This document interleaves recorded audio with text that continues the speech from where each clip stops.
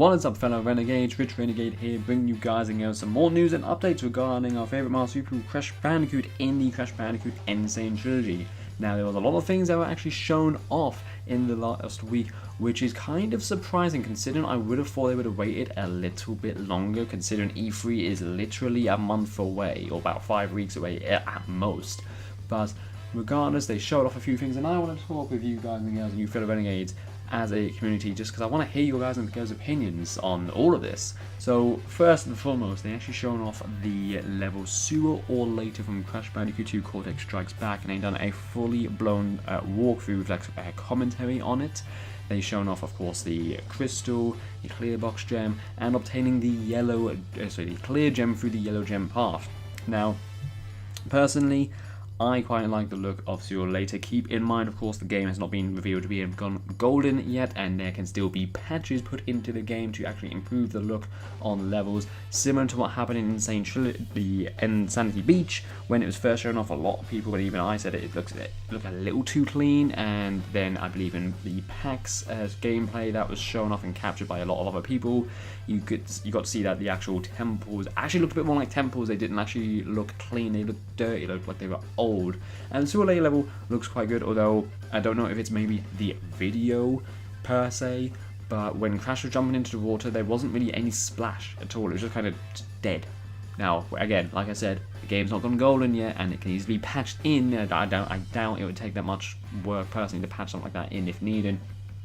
But other than that, they explain in this video that they use this dynamic lighting to give it a more realistic and gritty feel, and for the most part it does actually work. What was really cool in my opinion was the crystal. When you go to it, you just see a sort of a purple glow in the background, and that looks awesome to see. Again, it's a very small thing, but they did of course show off the secret gem route, and again the music changes, which is good because we wanted to be faithful as much as possible, and Vicarious Visions are really delivering on it. And they also got to show off the bonus area. Now, there was one other thing as well that they did show off, which was the body slam technique. Now, we know of course that it was introduced in Crash Bandicoot 2 Cortex Strikes Back, but the body slam is a little different in this one, and what I mean by that is that they added a slightly little cartoony effect, which I don't have a problem with, but it seems like it's quite floaty. When Crash does the body slam, he goes up, it looks like a fair bit more than what he would normally do. The best way I can maybe describe it is it's similar to maybe Wrath of Cortex, because in Wrath of Cortex the body slams seem to go a little bit higher. Now, that's not necessarily a problem in any way, shape or form. It just means that treating the red gem is going to probably be much easier, especially if certain things are retained, like the spin jump technique. Now, we know from a past video that a few people captured when Hang 8 came out and it was playable, that the slide spin is still a technique that's been incorporated into the Insane Trilogy. I don't believe, and correct me if I'm wrong of course, but I don't believe the slide spin has been shown off, where you basically slide and spin at the same time and you effectively get a double jump in the Crash Bandicoot 2 Cortex Strikes Back game, when double jump wasn't really a thing until Crash Bandicoot 3 Warped. However, the level does look cool. I'm quite interested to see if maybe there's going to be any changes between now and when it gets released rather, in effectively 2 months' time. Of course, things can easily change, but there was also one other level that they did show off, which was Unbearable. Now, when I say show off, I should have really rephrased that. They show off about 15 seconds of the stage, and they show off the ending of the stage where Crash is getting chased by the mother bear while riding Polar Bear, and the mother bear looks really terrifying. Now, don't of course get me wrong, the original was terrifying going way back when I was playing the original Crash Bandicoot 2, but seeing the mama bear in Insane Trilogy, like, that thing looks ferocious. Like, you would not mess with that. But of course it looks quite good personally. You see Polar running around with Crash riding on him, and there's not really much to comment on that. We didn't get to see much of it. Of course, we got to hear a little bit of the theme, but that of course it looks amazing. I still am in awe and shocked that this is still happening. Like, it's being fully remade. All of the games that we all know and love from the Crash Bandicoot, the main series anyway, just to see it being put in HD, and so much sort of work put into making it as faithful as possible to the original games. It is just amazing. Now, like I said, of course, there will be a few people that will nitpick, like what I've done, of course, and a lot of other people will, but we have to keep in mind that a lot of things that maybe we nitpick could easily be patched out or patched in terms of the way it looks. And again, the game hasn't gone golden yet, so things can easily change. Now, they did, of course, go into a few other little details outside of the Sane Trilogy, the gameplay-wise rather. One of them being the actual cover art. The cover art has changed. Now, the original cover art was reminiscent to Crash Bandicoot 1, where Crash is sort of running toward the, if you will, the screen, if you will, or the wall, with the Sane beach sort of behind him, or part of it anyway, part of the ruins. Now, they've seemed to change it up to incorporate parts of different areas. The main image is, of course, Crash in the middle, doing his little cool pose, holding free, because people seem to not know what a trilogy is anymore.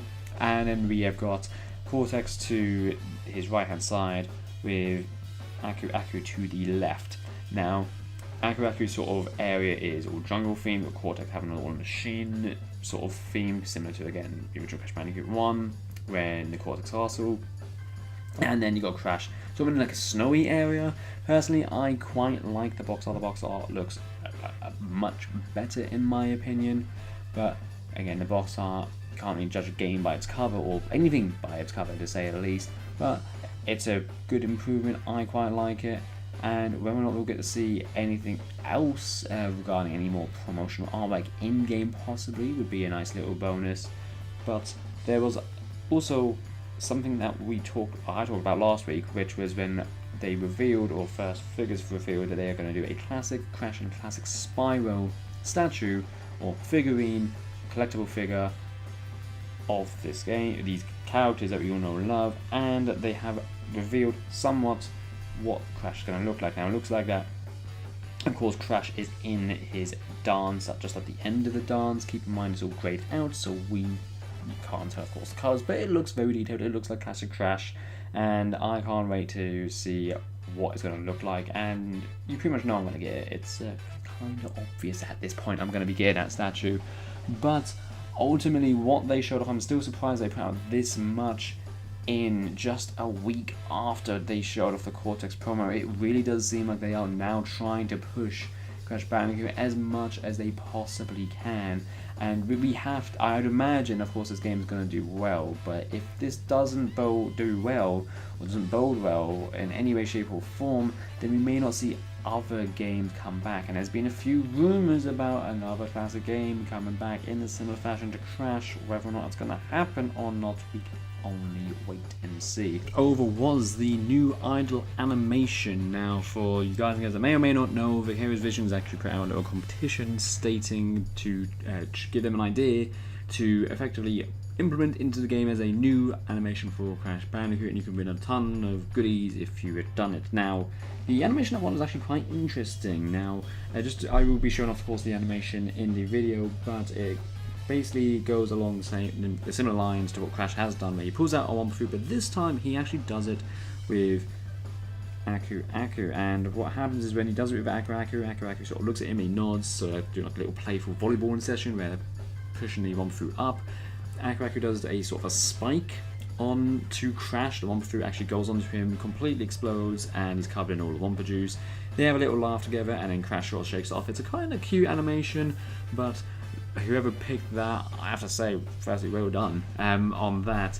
And we don't know, I'm going to presume at this point in time, that you have to have an Aku mask in some way, shape or form to be able to do this animation, or for this animation to be triggered, otherwise it won't happen. But tell me, of course, what you think about the animation down below, because I'd definitely like to know what you guys and girls think of it, and if you did even vote for this one, if you knew of it.